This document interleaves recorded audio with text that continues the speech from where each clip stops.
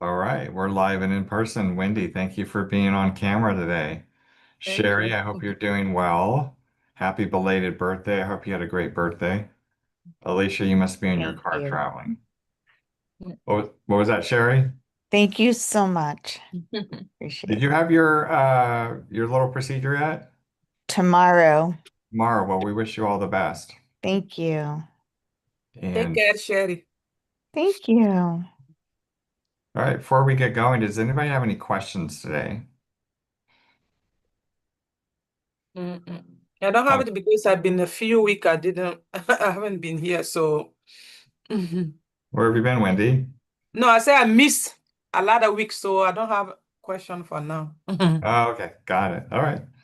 And Alicia, I hope I'm able to use your Wilson address today. I want to show something on a workflow.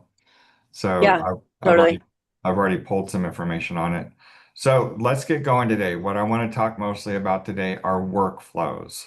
Mhm. What are workflows? Workflows are what basically you take a prompt.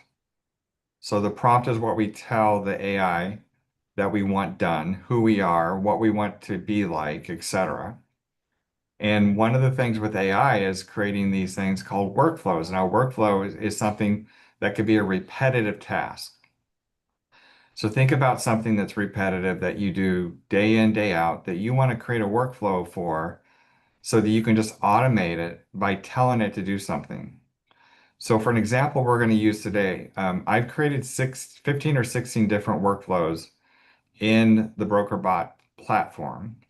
And these are workflows that most agents would spend hours doing. And we've talked about workflows in the past.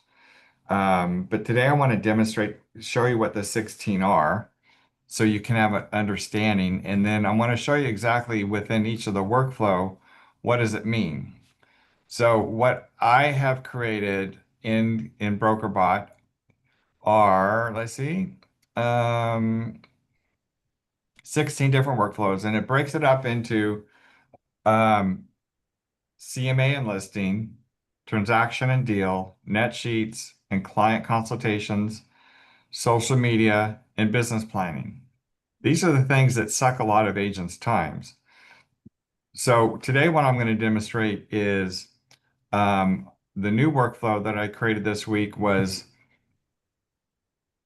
and everybody can see my screen, I hope, right? Yes. Where did you guys go? Why am I not seeing you? You have all disappeared on me. Oh, wow. Leave Maybe it it's up to behind tech. your screen. What's that? Maybe we're behind your screen. Yeah, it's like, where did you all go? No, you're not. I have Mhm. no idea what's going on with Zoom today. Anyway, so think about it. Here it is, Saturday night. You found out you got a listing appointment Sunday morning, really early, and you want a seller net sheet because you want to be able to come in prepared with that seller. But guess what? The people that you usually call and ask to do a seller net sheet are closed. Sometimes you get it from your escrow officer. Mhm. And you don't want to log into your MLS and go have to do the same thing too. So what do you want to do? You want to log into BrokerBot and you want to plug in a seller net. You want to figure out what a seller net sheet is. So I'm going to walk you through how to exactly do that. So in this case, Alicia was kind enough to let me use her property on Wilson Avenue. That's an active listing. Well, she didn't have a choice. I just used it. Thanks, Alicia. And what I did was I pulled up the CRS property tax report and I printed it in a PDF. And then I go to BrokerBot, and I think before we get to that, no, I'm going to go through and demonstrate. I type in the keyword seller net, and it does some thinking. And now what it's going to do during this period is it's going to start asking me questions. These are the same questions that if you had an escrow officer create for you. And you'll have to plug in the same thing here. So we confirm the address. It's 2 units. What's the estimated sale price? Alicia, what do you have it listed at? Which one on Wilson? The 3653. That's listed at 1.2. So let's say we put it in 1.2 million. And in this example, I'm going to say it's a primary residence. And then we'll say, let's say we have it estimated close of escrow date. Well, you don't really know. But the reason why it's asking you this is because you're going to take into consideration on the net sheet property taxes and anything, maybe if it has an HOA payments, because they'll either be a seller credit or a debit on the closing statement. So we know the sale price, and let's just speculate that we get it in escrow within 60 days. So in this case, we'll say May, June, July 19th.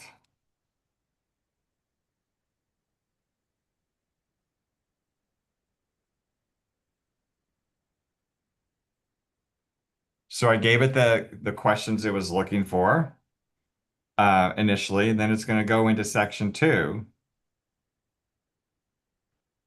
Is there any mortgage or lien on the property?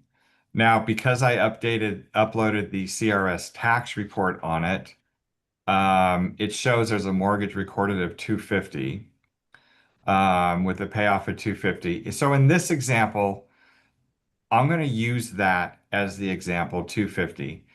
If you were doing this to get a true accurate seller net sheet, you would have asked this seller, how much do you owe on the property? And all together. So make sure they have anything that they might owe. So in this case, we'll just do the 250. So we cannot find it on the tax record on the CRS? Well, no, you're not going to use that as your accurate source. You're going to actually get that number from your seller. Okay. You can't do an accurate seller net sheet unless you know the true what they truly owe on it. So you're going to ask questions in advance of your listing presentation anyway. So when you go in and have the seller net sheet prepared, you can have pretty accurate numbers. Okay. And in this case, I'm going to also say this seller has a $30,000 solar purchase to be paid off, just for this example. It will ask, are there any IRS or federal tax liens, any judgments liens, mechanics liens, any unpaid child support or spousal support? These are all the questions you would ask the seller. But in this case, I'll just do the 250 mortgage and a $30,000 solar purchase to be paid off. In other words, they own the equipment. It's not leased, it's liened.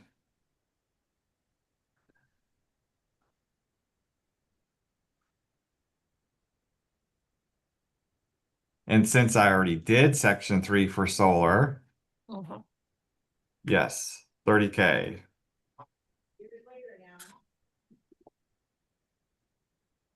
It did ask me, will the buyer be assuming the solar?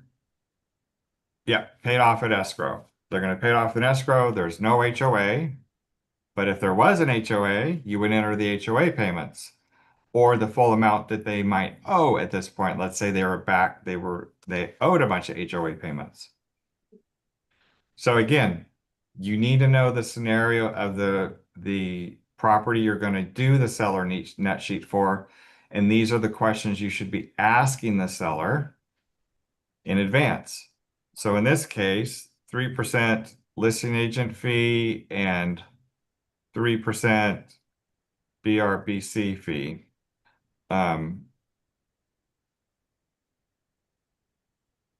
You can leave that out if you want. You can put it in.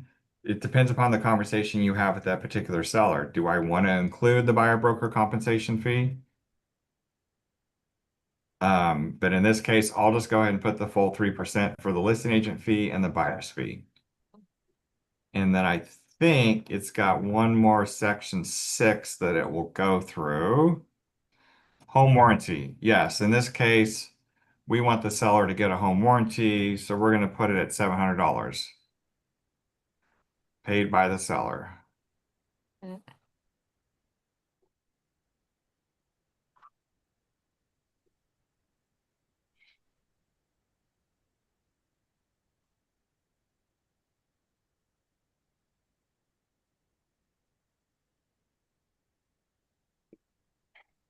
Seller is an LLC. and escrow will be handled by Escrow Partners, Inc. And the reason why you want this is going to kind of determine how much the escrow fees are going to be paid. Mm. Taxes are current in this example because you've asked the seller, and there are no supplemental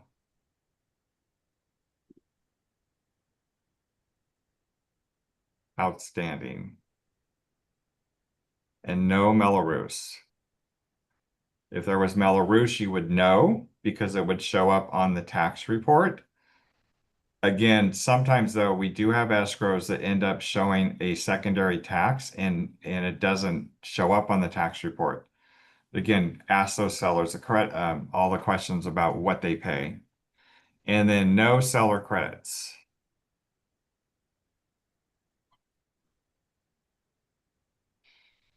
Absolutely zero. It's asking that question because maybe the seller might plan on wanting to give it. And then no other fees.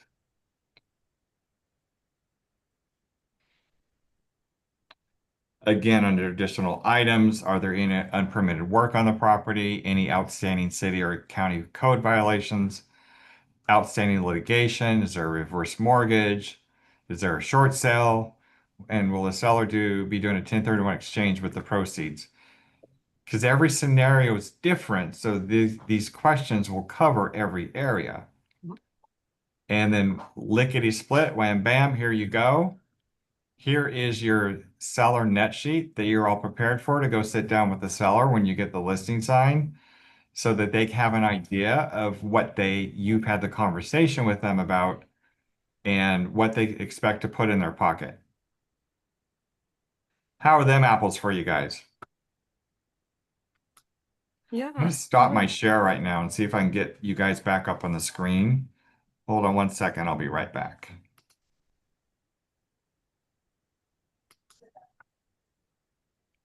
Yeah, something is wrong with Zoom today. I can only see the screen. I can't see you guys. So let me see.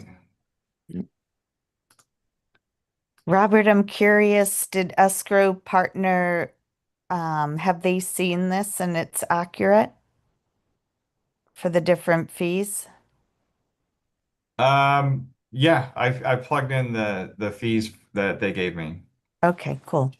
Okay. All right.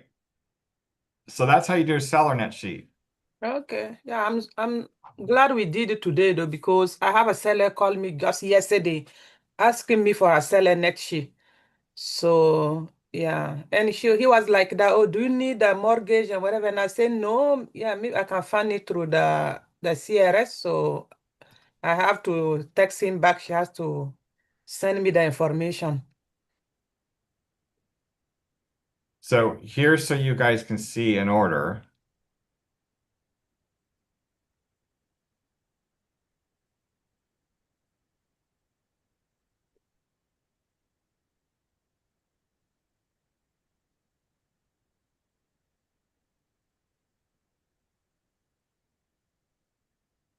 If you want to know what the workflows are like, you just plug in the workflow and say, please type out what that workflow is. Okay. And these are all the questions that it will be asking you guys. Are you still sharing your screen, Brooker Bob? I don't see it.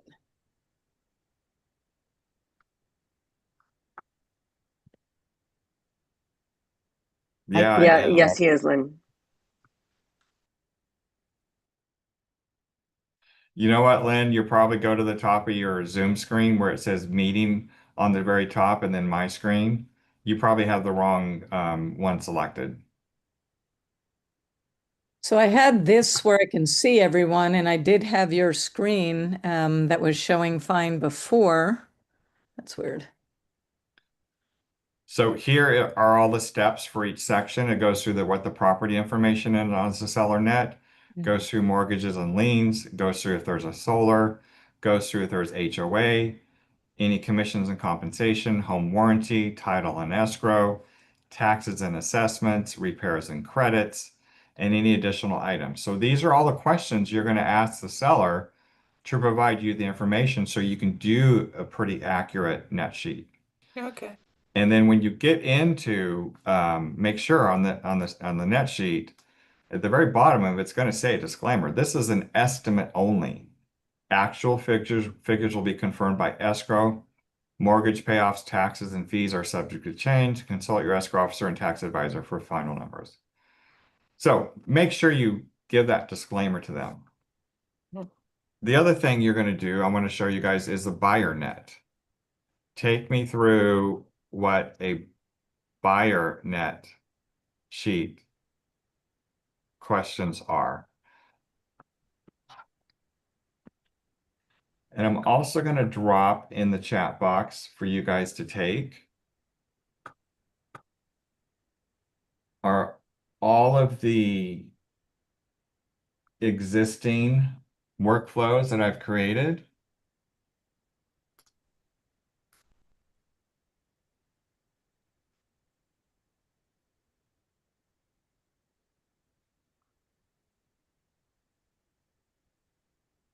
So on a buyer net sheet, it does the complete opposite. Now, you don't know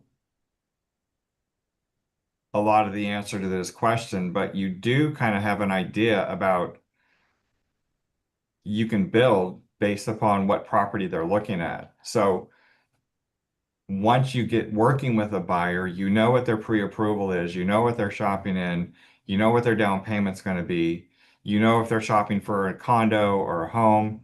What you can do is basically upload the MLS listing of that property that you're looking at, because that'll get a lot of the information they're looking at. And then you just go through and answer the questions.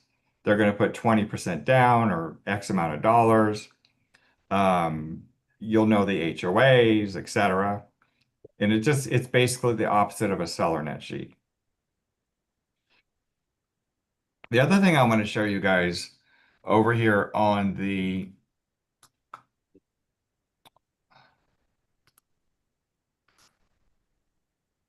something's wrong with Zoom today. Okay. Can you guys see on the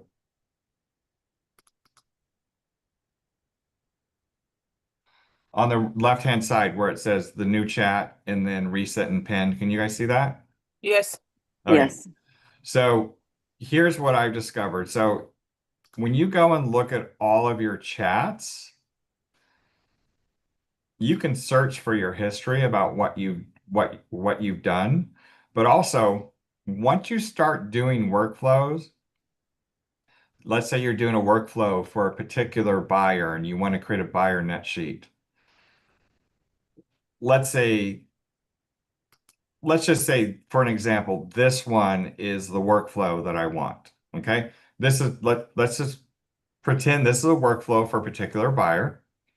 So over here on the left-hand side, see, when I highlight and hover over that, I click on those three little dots right there, and I can click on pin chat, and then I can also rename the chat. Why do I want to do that? Because I want to put this buyer into a particular file. So let's say I want to name the chat that buyer, so I have them, and I've pinned them. So what I've done is I've pinned all the important chats that I want to use with that particular buyer, so I keep them all in the same kind of like folder. Think of it as a folder. So for me, what I've done is I've kept a list of all the workflows as a pinned chat, so you can see what all the workflows that I've created for you guys. Let's say you didn't have that. Let's say, oh, Broker Bob gave me the list. I didn't save it because I didn't think it was important, but I want to go through and see what all the workflows that he created that I could use. I'll just go to open up a chat and say, type out all of the workflows.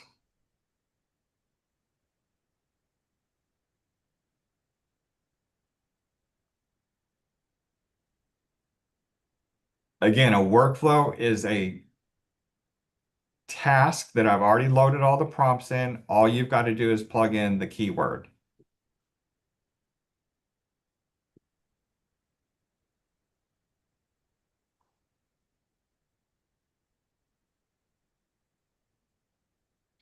Now it's going to go through what each of them are. But here's the one I do want to discuss today, besides the buyer and seller net sheet, is I go through Metro AI and I look at, well, what are they asking and what are some of the things that I want to look at? So I'll go through and say, a lot of you guys are doing CMAs, but you're just saying, I want a CMA on this address or a CMA on that address. I've created a custom CMA program that goes down to the detail, and I've loaded this prompt that says, you're an expert real estate appraiser, market analyst, and neighborhood specialist. I'm telling the AI who they are. And I'm representing KW San Diego Metro. A trigger keyword has been detected. Please launch the full KW San Diego Metro CMA workflow for the property details provided below. Before beginning, confirm receipt of the following required inputs. If any are missing, ask the agent to provide them before proceeding. So here's what's required. Obviously, the address, bedrooms, bath, square footage, lot size, year built. Now, a lot of this you can get by going and doing the CRS tax data report. You don't need to go through that and answer everything, but if it's missing any of the information it will need, you can then, it'll still ask you the question. What I've also done on the Metro CMA keyword is I've made sure the default comparable criteria are less than a mile, sold within the last 6 months. The size range is plus or minus 20%. Same property type only, meaning if it's a house, it's a house. If it's a condo, it's a condo. I want you to include active, pending, and sold.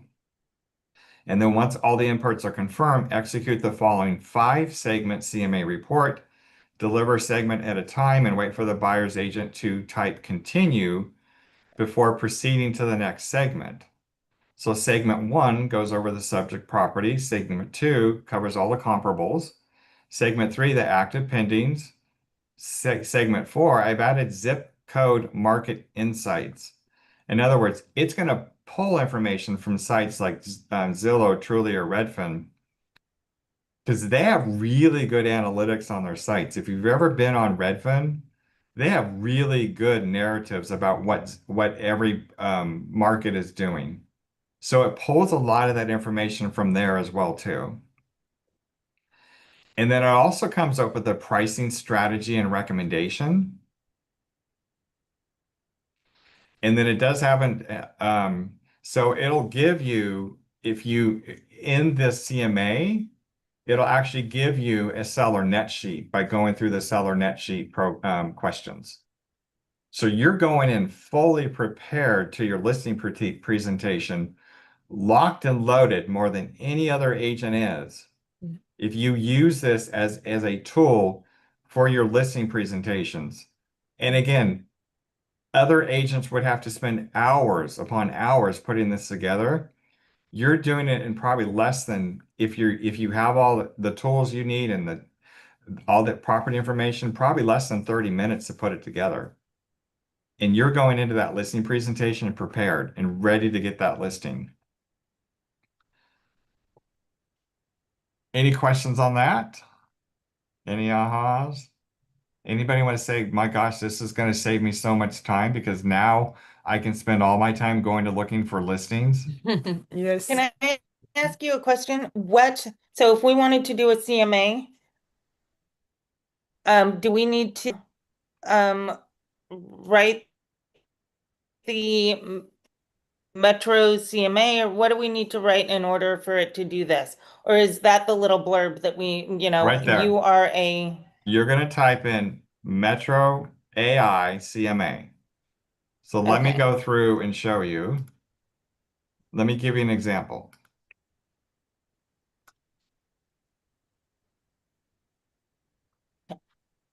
So I'm actually going to pull in another active listing we have that Can you Amy use has. my listing broker, Bob? I don't have the tax roll information done yet, Wendy. I want to do Yeah. an example So of what I already have in a okay. PDF. Okay. So all I have to do is plug in Metro AI CMA. I Mhm. uploaded the tax report from an active listing we have, and then I click submit. And on this, it's going to go through the whole program by creating the Okay. CMA on that property with all the segments that I've already included in there. How did you upload the tax record? I went and pulled it. Yeah. I You went and what? pulled it. You know how to do that, Wendy? No. You do it in the MLS, CRS tax data. Yes, but I don't know how to. They give you a PDF download option. Okay. So it goes through each segment. What is the seller's goal? In this case, I'm going to Okay. say highest possible price. And property has never been updated. And I haven't seen the property, but let's say that I have.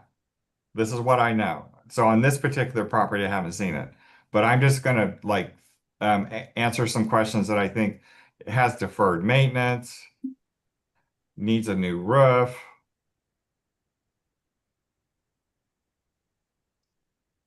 and some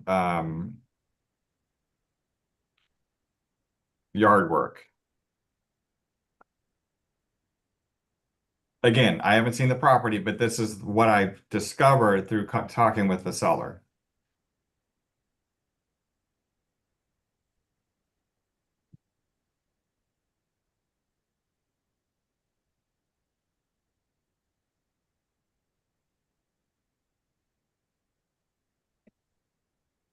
And as I like that part it of gives your the breakdown homework, of land value and improvement value. oh, hold that thought. I want to give Okay. you guys a little thing that I've discovered doing this.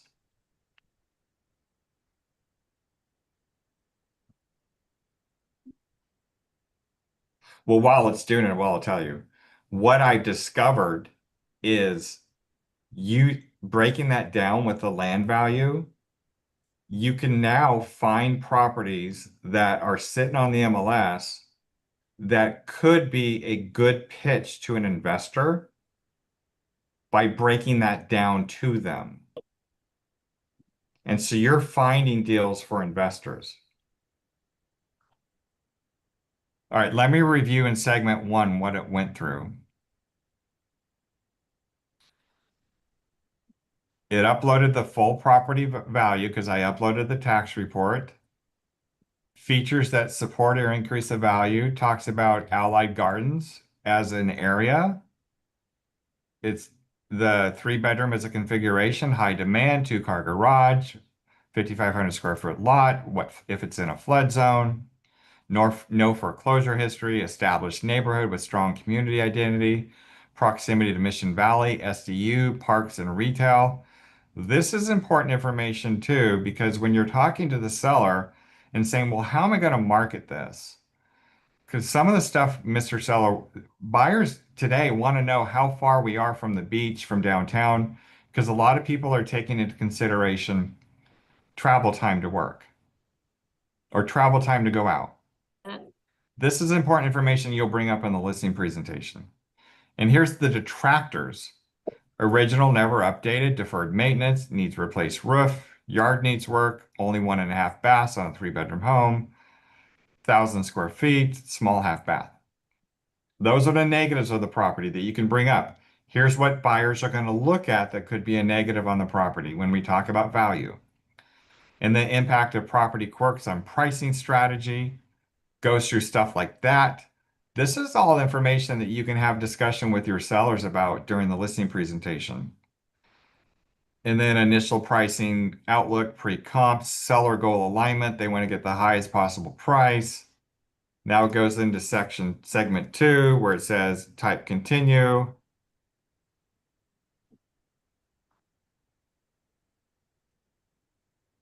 It does talk about who the target buyer is. Target buyer being handy buyer and investors, not move-in ready buyers who will walk at inspection. Avoid overpricing, which leads to price reductions and stigmatization in this price-sensitive condition tier. Pre-listing investment with the highest ROI means we need to clean up the yard, get some professional photos, make a decision on the roof, replace it, or offer a credit as we take it to the market. For a recommended approach, price competitively for condition to attract multiple offers, not aspirationally high, which will sit and accumulate days on market, further damaging perceived value. This is all stuff you can put in your custom CMA. And I see it's still holding off on section 2. This is why I hate doing live stuff sometimes, because sometimes it gets stuck.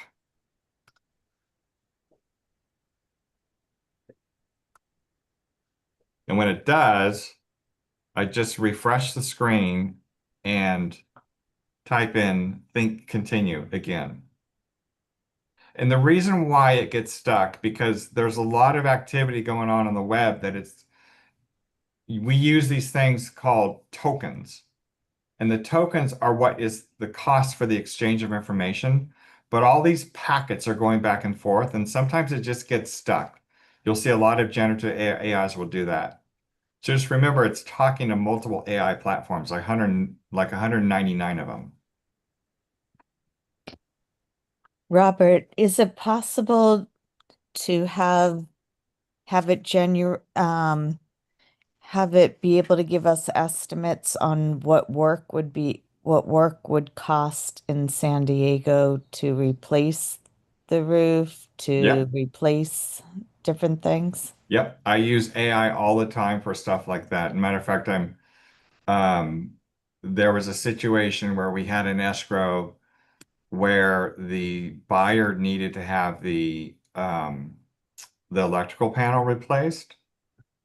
And so we had a picture of the electrical panel from the inspection report, and I plugged it into BrokerBot, and I said, this property is located in South Bay, Chula Vista. Can you get an estimate on how much it would cost to fix it and some preferred vendors in that area? And it came up with an estimated cost as well as 3 different vendors to call for quotes. It's really good at stuff like that. That's great. Thanks. Yeah, it's taking its time with section 2. That's why I hate doing. I know this, and this could take a while, so we'll probably skip over this because the CMA portion takes a little bit longer. It's not lickety split like a net sheet. But those are the workflows. The other one, so here's the list of all of them. The Metro AI CMA. If any of you YouTubers out there are posting to YouTube, I've created workflows for me because what I do is I repurpose this class. We stream it to YouTube, and then I have a VA cut it into YouTube Shorts. And we're putting it on our office YouTube channel because we're looking for GEO, which is our generative um, um, engine optimization that we're using to become the office in the San Diego market to work at for tech. So I've created 2 where I do YouTube posts. That's the full YouTube post of I did one for the John Fields interview that Luis did last week, and I had that as a full post. And then I have YouTube Shorts. We're putting YouTube Shorts on there. And then, of course, the one I discussed last week was the KWSDTC. That is when you have a brand new purchase agreement and you want to have everything calendared on your calendar for your contingency periods, and then also your intro emails to your buyers and sellers. I won't review that today. That was on last week's show. Go back and look at it. It's on the YouTube channel. And then the one that you should be using, everybody on this should be using the social media 8-week social media campaign builder that will build you out an 8-week program. And it will also add, if you ask it to, add it onto my calendar so each day I know when I'm posting. And that will take you through a series of questions as well. There's also a listing intake, so listing appointment intake, all the questions you need to ask every seller. It's got an offer review side-by-side comparison where you can upload, let's say if you have a listing, you get multiple offers. You can upload all your offers and have it review and do a side-by-side of each of the offer. Counter offer builder. There's another keyword. If you have multiple offers and you want to send out counters, and we all know how hard it is to juggle multiple counters. Some people just send out a blanket counter, and some people want to counter each individual one. So you can do that with this. And then contingency tracker, that's your deadline tracker. So when do you have contingencies you need to track to make sure you're removing them or need to have them removed? It does a buyer consult, seller consult, investor consult, intake, business plan. Who's got their 2026 business plan? And so maybe you want to run it through right now and say, here was my 2026 business plan. Here where I am year to date. Can you tell me what I need to do to either one, get back on track or modify my business plan so that I can at least make X dollars or whatever? And then there is a follow-up plan. I haven't used this one yet. It's a custom 90-day follow-up plan for people in your sphere of influence. And then a farming plan. Let's say you wanted to do a geographic farm or a psychographic farm or a demographic farm. It will build you the actual entire program. So those are the workflows I have to date. Let me go back and see where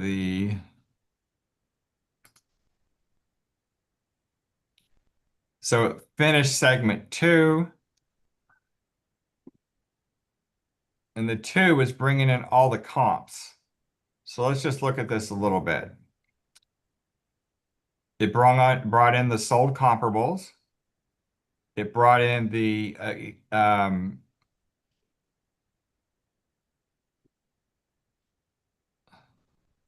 see. Oh, it breaks down the sold comparables so you understand why it might be where it is within relationship to that comp, and if they did an adjusted value. So brought in all of those. How many of you actually had a listing appointment where the seller talked about, well, their home across the street sold for X dollars and our house is better than theirs, right? This will actually give you the ammunition you need to understand why that property fetched that amount. So when you have that listing appointment, you can reference that sold comparable that came up and have talking points to discuss with the seller about the pricing. And then they did an adjusted price, so it does the adjustments for you. And it gives you an as-is adjusted value range based upon all the information you've been feeding it and the comps. Now that was just for solds. The next segment is on active and pending completion analysis. So that's going to take some time on that too, so I don't want to go through that. But let's get back to the Metro AI CMA. What did you guys learn today? How to create a CMA in the next sheet, a next sheet. Well, hopefully, Stephanie or Wendy, you've learned how to pull your tax records. Yeah, me too. Talca, there's a lot of information. Stephanie? It's incredible how quickly and how easily it just gets it done. It's so great. And Yeah. then you just throw it into Gamma and make it look pretty. Yeah. Are you using Gamma? hmm Okay, when you're in the office next, will you show me what you use? Because I haven't started with Gamma yet. Oh yeah, absolutely. I'll show you. It's incredible what it can do so I've quickly. been so focused with learning and mastering Claude as well as all the time I'm spending on BrokerBot. Yeah. There's only so much AI I can absorb. You know, I feel like I'm just scratching the surface of like the things that I'm using, but which is why I love coming to your class because it helps me dive deeper without having to do it myself. So, So the CMA workflow was derived from what I did was I went into and looked at all the chats that were in there. And I said, and we have an agent in our office. It's Matt on Bridget's team, Matt's husband. But I mhm. don't like to say Matt's husband, but he's part of the team. But he uses it a lot for CMAs. And I told BrokerBot, go through all the CMA prompts that are there and put the best CMA prompt together so that I can create a workflow. That's so good. And so I did that because I've watched Matt's CMAs and Matt really gets detailed in there and he fights with it and he says, no, you brought a property in I don't want. So I derived everything from his um, prompts that he was putting in there and I created the best CMA. Matter of fact, I showed this to people at BrokerBot and they were like, that is really good. They really liked it because they've never seen anybody else create it like that. And I'm like, yeah, so because they taught me how to do the workflow. Uh-huh. And then I just created the workflow based upon the CMAs that you guys were doing. So it really is derived from everything you guys are doing in it. So we've got you and Matt to thank for Thank making our Matt. lives so much easier. Yeah. Because it's the worst when you're doing like I'll sometimes do a quick CMA on like the CRS tax, filter through some of the things, and it pulls things that I don't want, like a condo to a house, or it just doesn't make sense. Um, Yeah. and yeah, so this is awesome. And I love that it gives a breakdown for um improvements and land value. Yeah. I just printed out the buyer's consult. It's Mm-hmm. great. Oh, you did? Yeah, it's great. I'm so happy. I wish I was a new agent today. You know, I wish I was too, because I'm like, wow, because we all spent so much time in the early days building all this stuff. Like we didn't have time to go out and lead generate. This, Now it's like, yeah. and there was, as I said last week at the team meeting and on one of the MREA podcast, they had a AI agent in there that was showing Mhm. what she did. She set up all these agents to do these automated tasks for her. She was incredible. But what did she say? And Are you an agent guys, not using Uh, AI in about a year and a half will be an agent not using a cell phone. can I tell you yes, she did say guys, that. I just watched a training with her this morning with I can't think of it now, with James Shaw's private coaching. Okay. You're talking about Lauren Lucas. And this morning she showed us HeyGen. It's another Oh AI yeah. tool where you Mhm. can clone yourself and your voice and pick your background and make videos if you want to look like you're in a podcast or you're at the beach. And it's insane how fast everything's moving. So I've tried there's to a use HeyGen. disclaimer on that though, is like if you're using it for GEO, Yeah. GEO will know that it's AI doing it and it won't pick it up. So you got to put Okay. some real stuff in there. Yeah. And it doesn't always like I kind of am unique looking, so it doesn't work for me. I've tried it and I'm like, that's not what I look like. It's You know so what, weird. It Stephanie, it does is, weird okay? things. What do they say? I don't like the way I sound. Well, that's the way you sound. It's getting better and better. In the last 30 days, it's gotten incredibly better, I guess. It's So, just moving hey so Jen, is fast. that it? Hey Jen? Hey Yeah. Jen, Yeah. Was it GEN or JEN? GEN. GEN. Okay, I'll look at that one because I'm looking for Mhm. something like that to do. Yeah. Oh, Okay, it's hey, as crazy. in, hey, Jen, Yeah. one Yeah. word? HeyGen.com. Okay. Yes, so it is moving incredibly fast. As a matter of fact, at tomorrow's risk management meeting, we'll talk about this from my broker calls with statewide car leadership and all the top brokers that I'm on weekly. It's moving so fast, the Mm. DRE and car can't keep up. Wow. I believe it. It's no shock the DRE can't keep up because they're an antiquated state entity that moves at a snail pace. So they're realizing that things are rapidly changing, but we're trying to adapt to the change as best as we can. So that's why I'm shouting from the rooftops and teaching this every week, because I want every agent here at our office at least using BrokerBot to help them with their business, because if you do, you'll be able to spend less time putting stuff together and more time out talking to people. And the stuff you're going to be able to create within BrokerBot, especially that CMA, it's going to give you the talking points, the things necessary when a seller says, but we want to price it up here. Well, let me tell you why you should not do it that way. Mm. But ultimately, they make the decision, right? Yeah. You just give them the information, let them make the decision. Okay. So Well, I with hope you guys learned all something this today. knowledge at our fingertips, with all this Yeah. knowledge at Yeah. our fingertips that you're teaching us, I guess we have no excuse to not go out and lead gen. You certainly don't. I've been working on a Robert. CMA all day long. I What do haven't you had do? time to lead gen. Stephanie, is Robert. Gamma like the Gamma that you use? Is that another AI like Claude? Yeah, it's another AI, but it's more for like presentations and like making things look pretty. Oh, Social media posts, yeah. okay. Thank It you. just does things a little differently. But the social media 8-week content calendar you get out of BrokerBot can be pretty easy. You don't have to do anything. Yeah. Just tell what you want on I was it. just Yeah. curious because you brought it up. Yeah. All right, Robert. guys. Robert. Yes.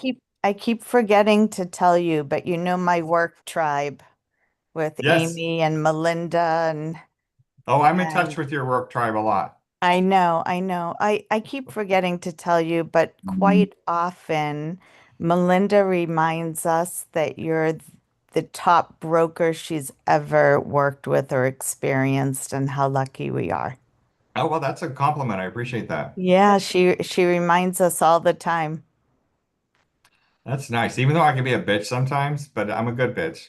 Aren't we all? Well, I think we all feel that way. Yeah.